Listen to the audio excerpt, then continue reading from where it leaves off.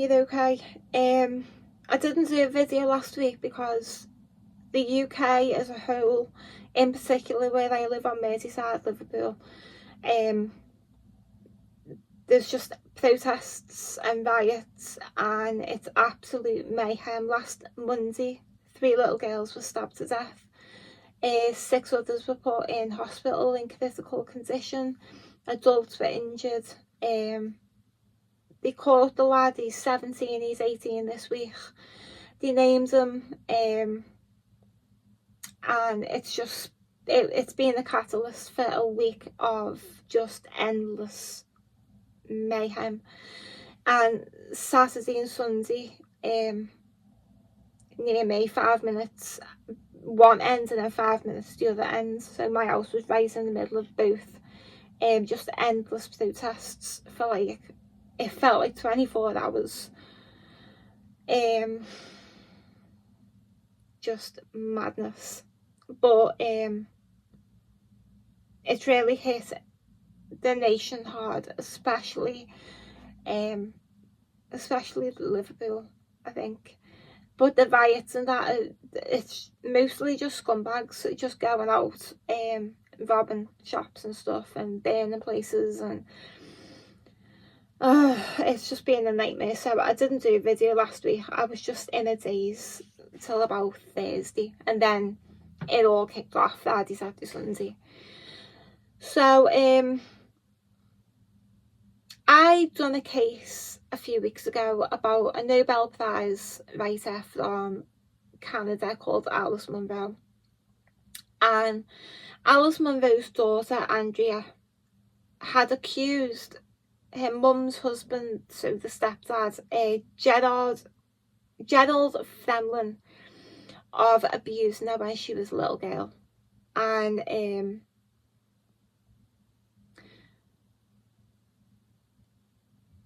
when it finally all came out, Andrea was I can't remember the age, maybe 25 or something. She wrote her mum a letter, and her mum Alice left the stepdad for 3 weeks and then took him back.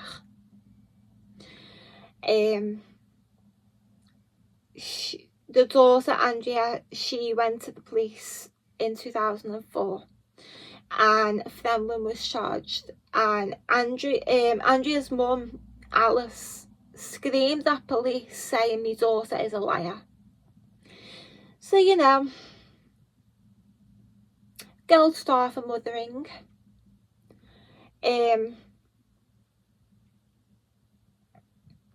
Now, I'm always concerned when it comes out that a predator, a child abuser, has one victim, because from what I know, in case you don't know,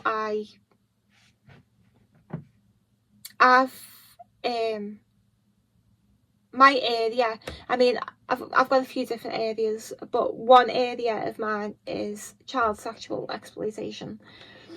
And for my degree, I was working on it for 2 years, and in that time I spoke to victims, spoke to the predators themselves, read everything I could get my hands on, and from what you get, the ones who lie and say they're in denial, they don't even think they're doing anything wrong. They think all children can consent, they're sexual from birth, there's no problem with fancying 4-year-olds, etc, etc.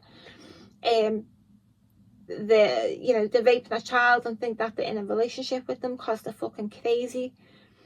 But every now and again you will get the odd one who will, for whatever reason, maybe they want to get into heaven or something and they're repenting, but a lot of them will say it's any and every child I can get my hands on. It's multiple victims. They'll put themselves in positions where there are kids. Now granted, they'll scan all those kids because there'll be kids there that they're not going to go near. You might fancy them, but they're not going to go near because they've got they're not neglected. They've got a big group of friends, they've got a good solid family, they've got a mum, they've got a dad, they're protected and looked after. They won't go after kids like that. They'll go after kids where the parents are drinking and drugging or just neglectful in general. They'll look at if a kid's clothes are worn, torn, dirty. They'll look to see if a kid's got friends, if they seem very lonely. You know, they're always on the outside of games looking in. They'll zone in on that child, especially if like there's just a mum. And a predator won't just groom the child, they'll groom the mum. I hear so many cases where predators will zone in on the mum who likes to drink a little bit too much and befriend her to get to the kids. And the predator will say stuff like, oh, do you know what, you've had such a hard week. Yeah, here's some money. Why don't you go to the pub for a few hours with your mates? Just let your hair down. Don't worry about the house. I'll sort the house. I'll sort the kids. I'll give them the tea. And the mum's like, oh my God, I've never been treated like this in my life. Thank you. You're just an amazing man. Thank you. Off they go. Leaving these vulnerable kids with this predator. They're not monsters. They're master manipulators. My point in saying that is, when a predator tends to have one victim, I don't believe it. I do not believe it for a second. Steven Vanderveld, that 12-year-old little girl. Do you know, she's tried to take her own life. She's been self-harming. Her head is fucked. And you've got people defending him. Fuck off. I don't believe people like him, people like this, have got one victim. Now, someone sent me this article because in relation to Andrea Skinner being abused by a stepdad Fenlon, it actually turns out that there's another victim, which is completely on trend, on brand for these types of men. So, this lady's come forward. Her name's Jane Morrow.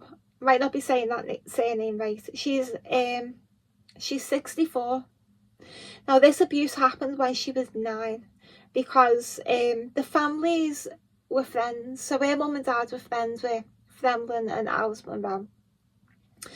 And Fenlon exposed himself to this little girl. Now, Fenlon used to often stay in their house, and he'd stay in her dad's study. And one morning she went in to say, you know, I'm coming in because my mum said, you know, what do you want for your breakfast? And instead of being a normal fucking man and saying, oh, you know what, I'd like just a cup of coffee. No, he didn't do that, did he? He exposed himself to this 9-year-old child. Now, the difference with this case, with Jane, compared to Andrea, is that Jane's mum was a total lioness. She believed her daughter immediately. There was none of this disbelieving, you're telling lies, I don't believe you, none of that. She believed her 9-year-old child immediately. And I love to see it. I really, really, really do. Now, Jane openly says, I was so lucky compared to Andrea. I was only, you know, exposed. But even that is so confusing to a child. It really is. So in relation to Andrea, the stepdaughter, you know, he only received a suspended sentence. I know it was years later. It was in 2004. The abuse has happened years before. And he admitted to indecent assaulting her. And he just got a suspended sentence. And the media didn't report on it. Yeah, it's just disgusting. It really is. So, like I said, Jane's parents were friends with Alice Monroe. They were always in her home in Toronto. Her dad was like a philosophy lecturer at Toronto University.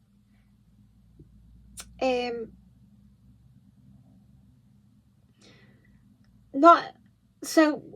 When Jane's gone into the study, she sat at her dad's desk and saying, what do you want for your breakfast? As kids do. And he throws back the covers and he's, erect, and he starts masturbating himself looking at her.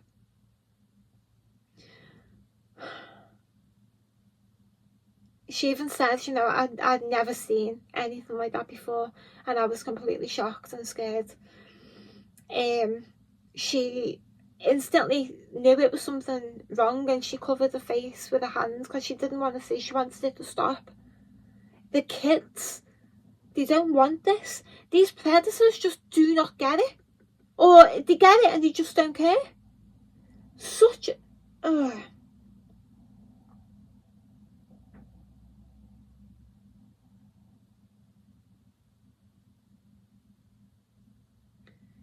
And then as if he hadn't done anything wrong, he says, I'll just have oatmeal.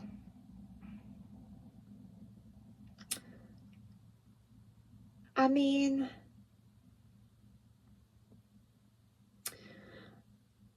so Jane flees out to the kitchen and sits down, and then Fremlin sits right opposite her. Probably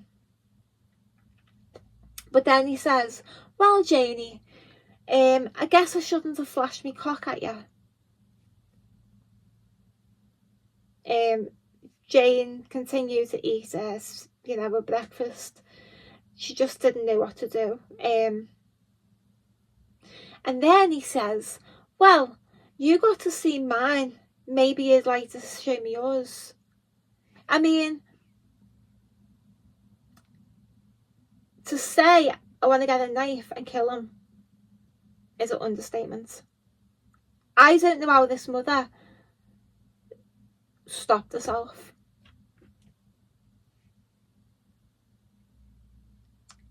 When he said that, Jane then turns around and says, excuse me a minute. The little girl ran upstairs to her mum, who went apeshit. Ran down the stairs, screamed at him, threw him out the house.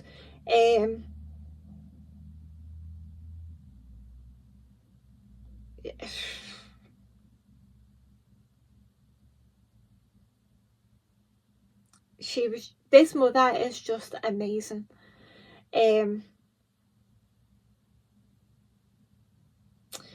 Fremlin then went on to say, it was only meant to be a game. And that he thought that the little girl would never tell. Which is interesting because it makes me think,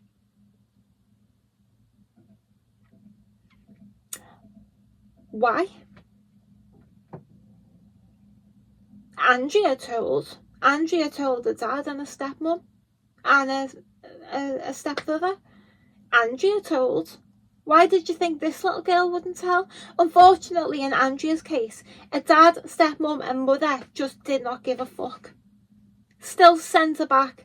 I know she wanted to go back to spend summers with her mum. I get it. But still, I wouldn't have done it. Now, Andrea, the stepdaughter,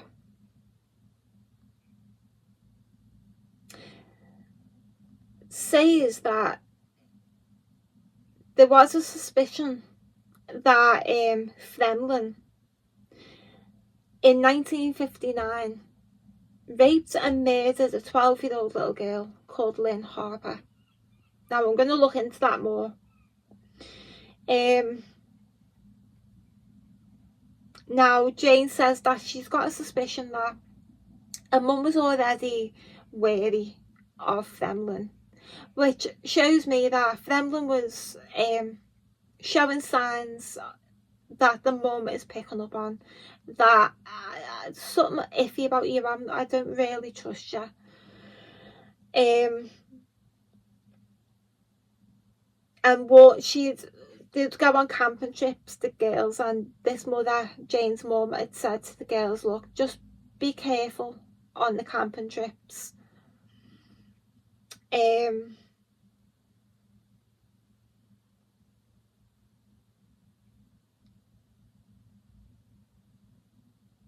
But other warning signs went unnoticed by the parents. Jane then says when she was about 6 or 7, Fremlin began sending postcards and gifts, grooming.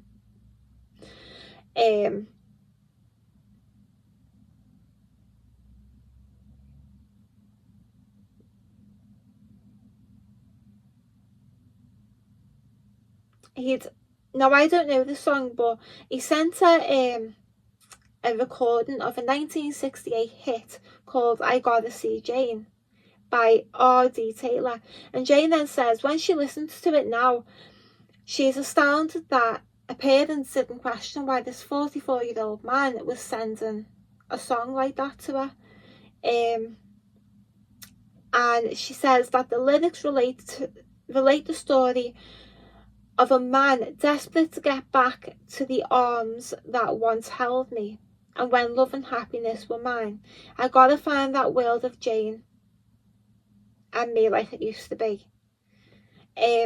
Jane says, it made her feel special getting these gifts off him when she was little, but she even says herself that it's textbook sexual grooming, which it is. Absolutely. These people will spend years in the grooming phase. They'll groom the parents, they'll groom the child, they'll groom the siblings, they groom anyone into getting what they want. Jane says that her mum and dad split in 1976, and Jane's mum actually got back in touch with Fremlin, inviting him and Alice over to their new home. So even though she believed what he'd done to her when she was 9, even though she went hell to leather and kicked him out the house, she's inviting him and Alice to come over to the new place. I don't get that. Jane says she never said anything, but she knew instinctively that she would no longer support me.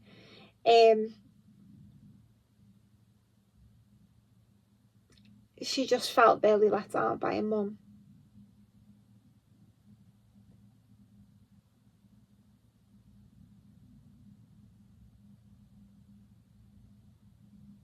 I kind of wonder, did Jane's mum want to get with him in a romantic way herself?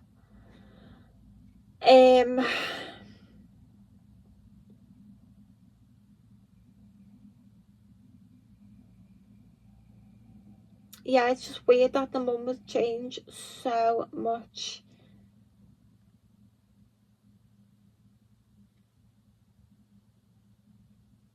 And again, another accusation against Fremlin. Monroe, as well as Monroe, briefly separated from Fremlin, telling her daughter that he had been accused of exposing himself to a 14-year-old girl again.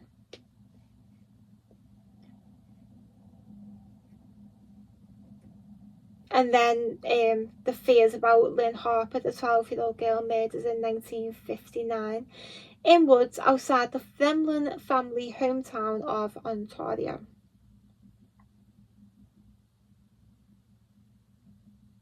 Now, Stephen Truscott spent nearly 5 decades behind bars for the case, and he was exonerated in 2007.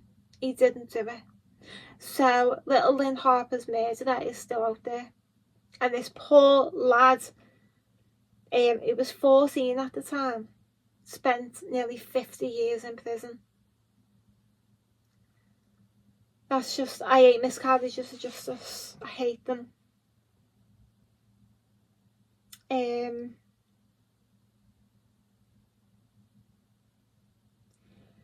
And then the last part of the article just goes on to say, after the whole police thing with Andrea Skinner, the stepdaughter, I was separated but then took him back.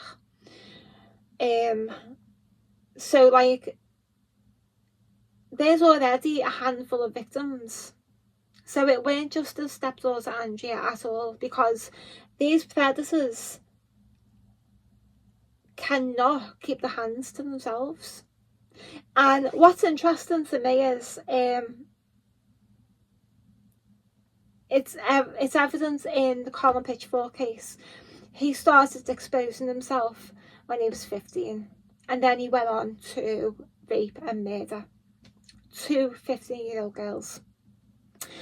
Wayne Couzens, the murderer, the police officer who murdered Sarah Everard during the lockdowns in the UK, his nickname by other police officers was the rapist, and he was exposing himself all the time. I'm currently reading about I'm currently reading this book about it's a Scottish case about a little girl called Maura Anderson, who, it's an old case. I think it's like in the 60s, is it? I can't remember. It's years ago. And this woman who wrote it, Sandra Brown, she has suspicions that her dad is actually Moira Anderson's killer. Now, he was also exposing themselves. To me, as soon as someone starts exposing themselves to people and then, you know, abusing and rape, I don't think it's far-fetched to say murder. If you murder the victims, they can't tell. So I'm going to look into that case in relation to this case of Lynn Harper, because you know what, it would not surprise me, and it wouldn't surprise me if another 50 little girls, now women, come out and say similar things. He exposed himself, he touched me, he said this, he done that, because that's what these people do. It's like an obsession to them. So I never believe that there's one victim, ever. Because once your brain is wired a certain way, once you're so sexually deviant, and even to the point of being, you know, sadist or psychopathic to some extent, to the point where the feelings of the child, the fear, the confusion, the damage you're going to do, you don't care, because you want to get off.